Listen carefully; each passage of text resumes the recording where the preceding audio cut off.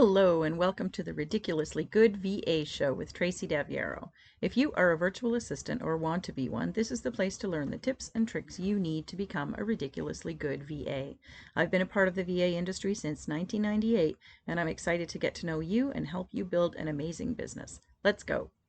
Hey there, welcome to another episode of the podcast that teaches you how to be a ridiculously good virtual assistant. Today we're going to talk about business. And the quote today comes from not a real person, but a movie person, Michael Corleone of the Godfather series.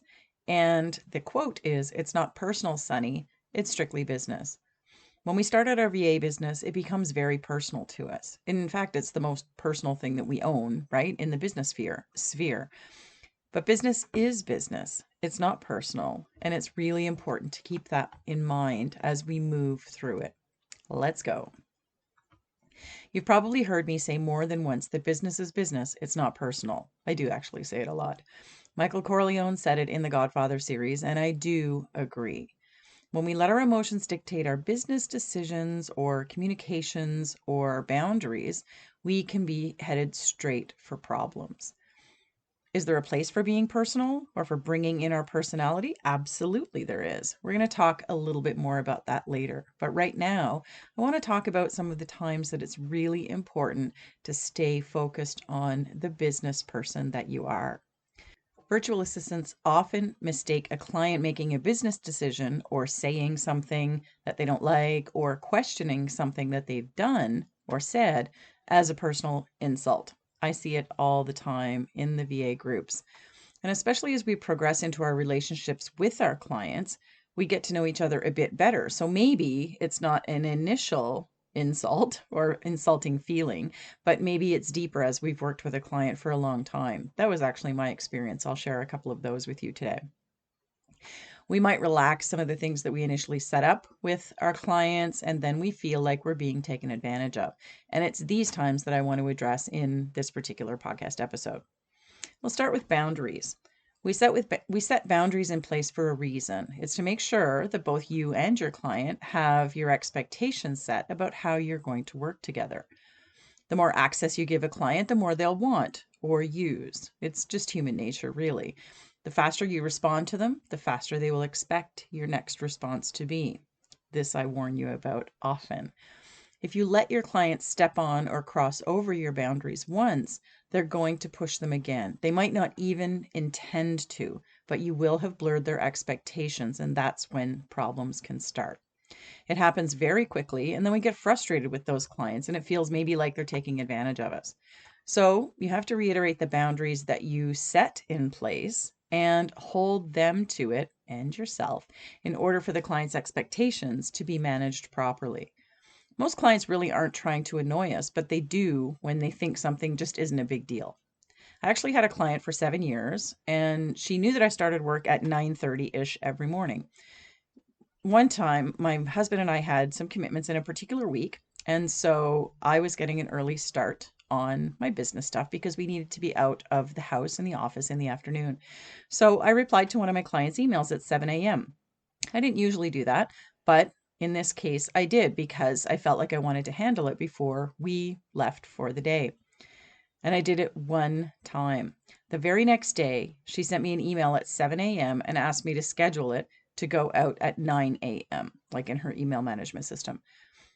I said no because I thought that was pushing the limit. It was a 7 a.m. request. How, if I did not jump on at 7 a.m. the next day, which of course I had, if I hadn't been on there, how would she expect me to get it done? And so I did not do it. And I did tell her no. And she said, well, yesterday you responded to me at 7 a.m. So I thought you were working early. And this was after 7 years of working together. The expectation became blurred just like that. So me saying no to her request was resetting that boundary. But then the client took it personally because we were close and she knew that I was going to be out of the office and she thought, oh, just get this done before you go. You'll do it because, we are close. And I took it personally because my schedule was being changed because of my personal commitments. And the bottom line, though, was that it was a business request, and neither one of us should have taken anything personally to be asked to do something or to have been denied, right?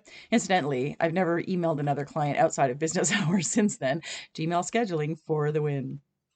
Communication, which falls a little bit into that particular request as well. But communication is really one of the biggest areas that gets misinterpreted between a VA and a client. Either somebody sends a brief email that causes a misunderstanding or some type of error, or maybe the client sends you a million texts when you don't really use it as a communication method, but you answered your client once that way, so now they prefer it. It's simpler for them. The words we use to communicate with our clients and they with us are the biggest source of us feeling personally affected, though, I think. Somebody sounds curt or cold or brief or sometimes even angry. Email really does suck at times like this. And if somebody is not a good communicator, they can cause a lot of stress in a business relationship to not communicate by email well. Is it you? If you constantly have to ask for clarification on things, you may begin to think it is you. Maybe it is you. Oftentimes it's not. A busy client might not be able to articulate what they need because they think you can figure out what they need. They think that you understand how they think. And sometimes maybe you do. But a lot of times we're standing here holding the bag, right? And not really being clear on what we need to do. Your communication methods are key as well. You need to make sure that the client uses your preferred methods, not theirs. And that is something that you will decide at the beginning of your relationship and, well, maybe not decide, but articulate. And you have to hold everybody to those boundaries for sure, those communication methods. I once had a client send me 83 emails over the course of a weekend. Yes, I said 83, like 8-3. She would pop an email off to me when she thought of something she wanted me to do. And some of the emails was her changing her mind on something that she had previously sent me during that weekend. This particular Monday morning, I totally lost it when I saw my inbox. I couldn't believe she had wasted so much of my time. I had to read through every single one in order to understand what it was she even needed. I addressed it with her immediately that day, and can you believe she had no idea she had sent so many? I have no idea how. She was genuinely shocked and she apologized. I let her go anyway. It was just not somebody that was going to be a good fit for me. You have to find a way for your clients to communicate the proper information to you for every project that you're going to do together so that you can correct this type of thing and move on. Whether it's a project management task request or a Google form, anything, you get all of the details you need and you eliminate unnecessary back and forth communication. And it is really one of the biggest culprits of the business versus personal argument. It's my client emailed me and asked me this, or my client didn't send me this, and I'm waiting and I'm waiting, I'm waiting. There are many, many things that go awry because of crappy communication. Money is the next one. When a client questions your invoice or the work you say you have done, this can definitely be a time to think it's a personal attack on you. You're not dishonest or untrustworthy, are you? You know you're not. And so when a client questions things, we can jump to the defensive.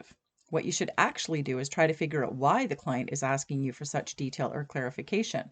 But sometimes that takes pulling ourselves up first and making sure that we then turn the personal into the business. Did something that you did for them take longer than they expected? If so, why was the anticipated time not communicated at the start of the project?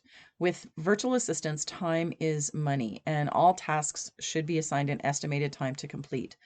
I've worked with VAs who didn't work nearly as quickly as I do. Often in corporate jobs, we aren't worried about how long it takes to do something, but when we jump into being a VA, we need to be. Working efficiently and quickly is the name of the game. And people do work different ways. Work pace is extremely important, but you're always working with the client's money. It's so important to remember that every bit of time you spend doing something is the client paying for it. I've always set a limit of 2 hours for absolutely anything that I do for a client before checking in with them about it. Research is one of those places it is especially important. I've seen VAs go down huge rabbit holes claiming they needed to because they weren't getting the research that they needed, and then charging 10 hours to a client for some simple research that really didn't need to go that far. It's their money. Be really, really cautious with it and just work smart. So these are the reasons that your client might be questioning you because they've been burned by money before. It might not even be something that you've done. It might be something that another VA has done. I absolutely know that I have worked with VAs who worked very, very slowly, and we did not continue working together. And the very next people that I brought into my business, I asked them about their work pace and I monitored their work pace, because if they couldn't keep up to what I estimated the times to be, they weren't going to be a good fit for me. It's really important. And as I say, in this instance, might not even be your fault.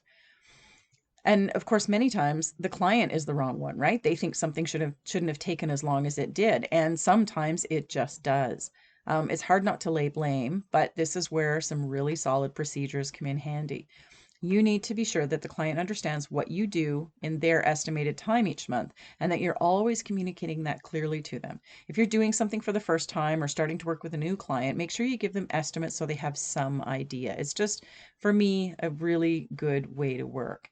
And always keep them up to date on how much of their budget you've used per month. It's a professional way of handling their money that they're really going to appreciate, and they will build trust with you a whole lot sooner. No more nickel and diming, because they'll know that what you're doing is coinciding with what you are charging them. Deadlines and availability. Your client's lack of planning never makes anything an emergency for you. Everything you do should have a deadline set for completion and proper lead time associated with it. I used to have a client that I billed 1 hour a week to send out their weekly newsletter. Newsletter equals 1 hour of billed time. The newsletter was to be sent out at 11 a.m. on Thursday mornings. And I would very often receive the newsletter at 10 a.m., like the components of it, at 10 a.m. on Thursday mornings. Their reasoning was that I only needed 1 hour to do it because that's what I was charging them, and that I knew it had to be sent out at 11, so I should be able to get it done at 10. How cocky, right?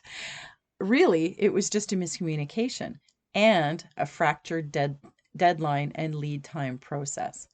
We had to have a discussion about scheduling and buffer times for things like editing, approval, creating images, and so on. They didn't know how I used that hour. Maybe I billed them an hour for the newsletter, but I created my images on Tuesdays and they had missed that deadline. So now I'm creating only their images on Thursday. Maybe I wanted to send them the draft on Wednesday so they had time to send edits. And, then I would only need 15 minutes on Thursday morning at maybe 8 a.m. to schedule that newsletter to go out on time.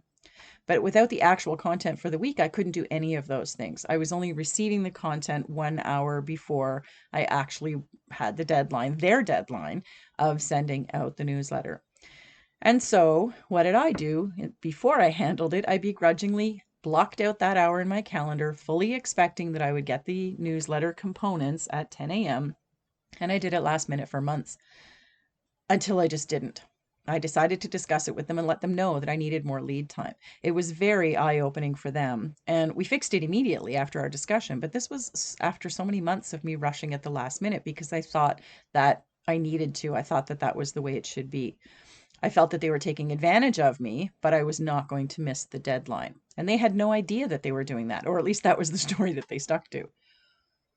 I also had another client who I told that I needed 24 hours notice for every work request so I could schedule her stuff appropriately into my calendar. And she would literally send me everything 24 hours ahead. If she needed an email to be sent out Wednesday or Thursday at 4 p.m., she would send it to me Wednesday at 4 p.m. or vice versa. If she knew she was sending it to me at Wednesday at 10 a.m., she would put a scheduled time of delivery of Thursday at 10 a.m., exactly 24 hours later.